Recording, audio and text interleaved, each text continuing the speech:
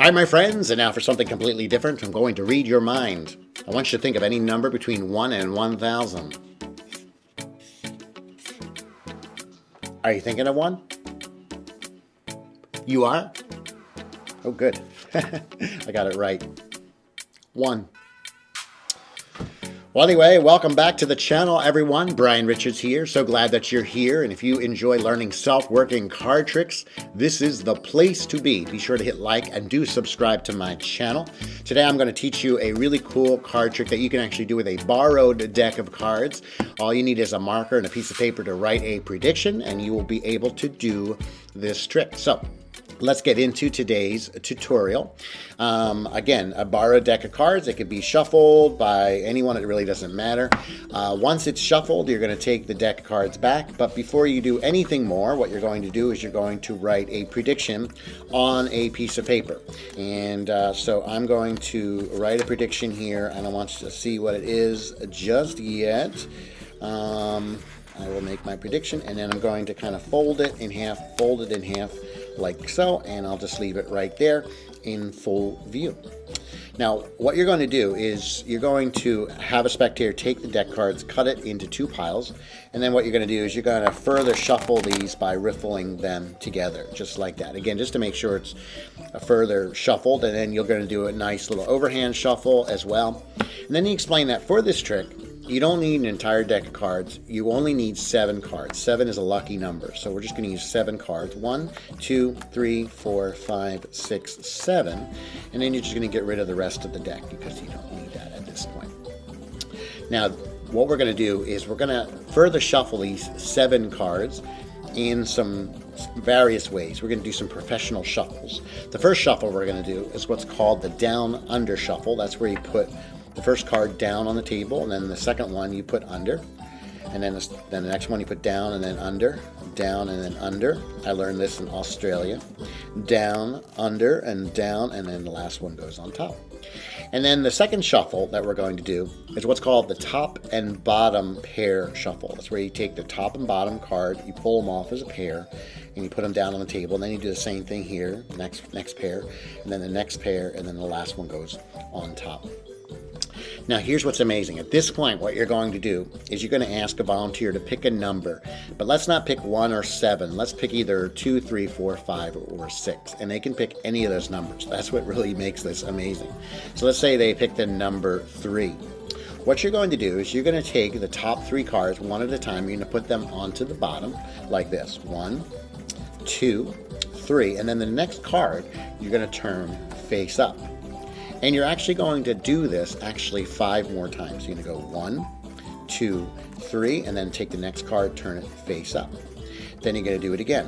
1, 2, 3, take the next card, turn it face up. 1, 2, 3, take the next card, turn it face up. 1, 2, 3, take the next card, turn it face up. And then one more time. 1, 2, 3, take the next card, turn it face up. Now, you explain that once this has been done, that leaves only 1 card that will be facing the opposite direction. This is the 1 card. You get rid of the rest. You explained you made a prediction. The prediction that you made, in this case, for me, that I made, was the Ace of Hearts. And my friends, check it out.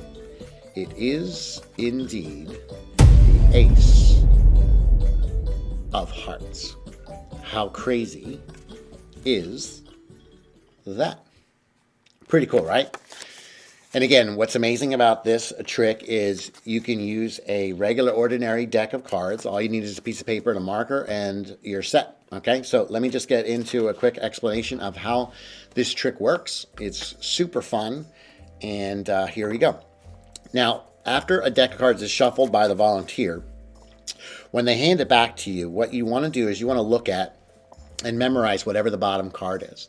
In this case, of course, it's the 5 of diamonds. Now, you don't want to look like you're memorizing or like you're looking at and memorizing the bottom card. So usually when people hand the deck back to you, just that little glimpse, you can kind of see the bottom card and you know what it is. Another thing you can do is you can just square the deck towards yourself, and just by peeking at that top left corner, you'll have all the info you need. You'll see 5 of diamonds. And you're going to put the deck cards down for a moment, and that's exactly what you're going to write on your prediction. So I know the 5 diamonds on the bottom, so I'm going to write without them seeing, but I'm going to write 5 and maybe a diamond, or you could put D or whatever, like that. Okay, but I do that so they can't see. I'm writing it, and then I'm going to fold it, and then fold it a couple times so that they can't actually see what's in there, and I'll put it over here to the side in full view. Now, at this point in time, we continue to shuffle the deck I invite them to cut the deck in half.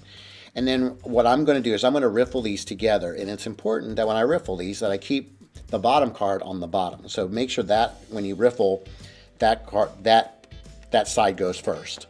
So that way, when you're done the riffle and you got them together, the 5 of diamonds is still on the bottom.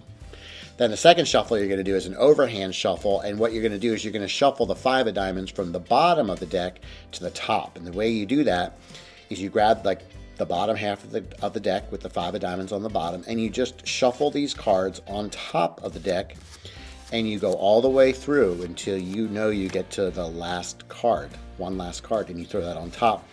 And that way the 5 of diamonds is now on top of the deck. So you shuffle it from the bottom to the top.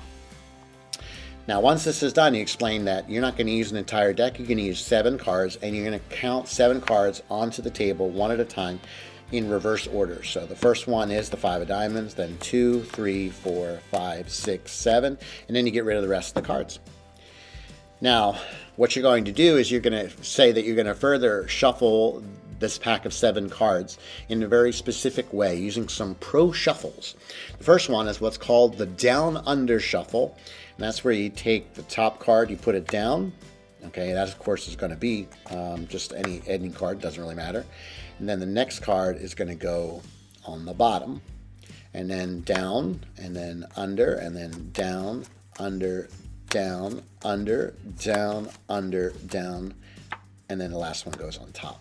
Okay, then the second shuffle you're going to do, it's what's called the top and bottom pair shuffle. That's where you take the top and bottom cards, you pull them off together, you just slip them out like this, throw them onto the table, then you're going to do the next 2, and then the next 2, and then you'll have one last one, you throw that on top. And then once this is done, this is so amazing, you invite them to pick a number from 2 to 6, and they can pick 2, 3, 4, 5, 6. It's going to work no matter what. And you're going to actually do this 6 times. So let's say last time we chose 3. Let's say this time the person chooses 4.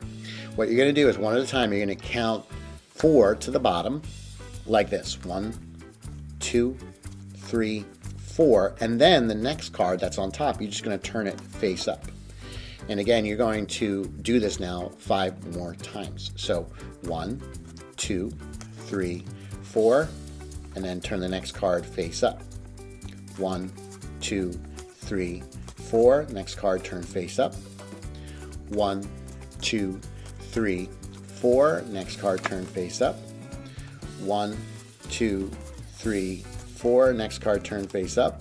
And then 1, 2, 3, 4. Next card, turn face up.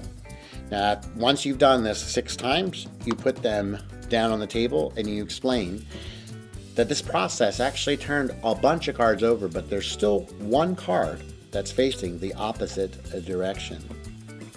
Here's the one card. You slide it out, you get rid of the rest of the cards.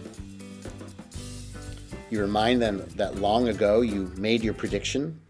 You open it up and you say, my prediction here is indeed the 5 of diamonds, and my friends, check it out. It is the 5 of diamonds. How crazy is that? Isn't that cool? I love that trick. So easy to do. And again, you can use a borrowed deck of cards. If you happen to be in a restaurant or whatever, you can write it on a paper napkin. It doesn't really matter. But it's so much fun, and it's so easy to do, and it's totally done with math. And yeah, so have some fun with that. But again, if you enjoyed this trick, don't forget to hit like and do subscribe to my channel. And by the way, if you have a fellow magician friend that might want to learn some magic tricks themselves, do me a favor and share my channel with them as well. I would so appreciate it. But between now and then, go and be amazing. Seriously, I knew you would choose one.